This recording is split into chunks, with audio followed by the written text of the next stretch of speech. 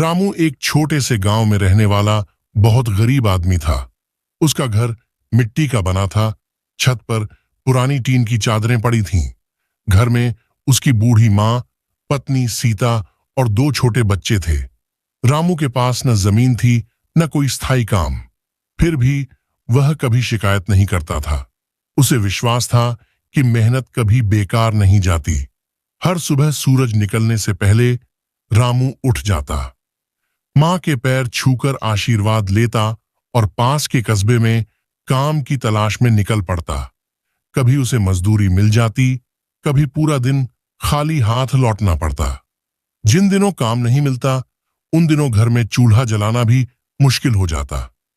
एक दिन गांव के पास एक सेठ ने बड़ा मकान बनवाने का काम शुरू किया। रामू भी वहां पहुंचा। सेठ ने सब मजदूरों को देखा और रामू को भी काम पर रख लिया। काम बहुत कठिन था। ईंट ढोना, गारा बनाना, धूप में घंटों खड़ा रहना। बाकी मजदूर बीच बीच में आराम कर लेते, लेकिन रामू पूरे मन से काम करता। उसे लगता था कि जितनी मेहनत करेगा उतना ही अच्छा भविष्य अपने बच्चों को दे पाएगा। दिन बीतते गए। सेठ ने देखा कि रामू सबसे ईमानदार और मेहनती मजदूर है।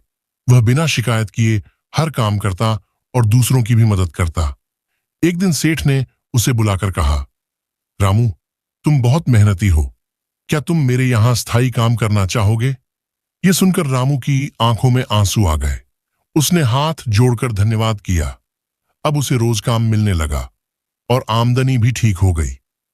धीरे धीरे उसने अपने बच्चों को स्कूल में दाखिल करा दिया। मां की दवाइयां समय पर आने लगीं और घर में 2 वक्त का खाना मिलने लगा। कुछ सालों बाद सेठ ने रामू को ठेकेदारी का छोटा काम सौंप दिया। रामू ने पूरी ईमानदारी से काम किया और जल्द ही गांव में उसकी पहचान बनने लगी। जो रामू कभी गरीब और लाचार था, वही अब दूसरों को काम देने लगा।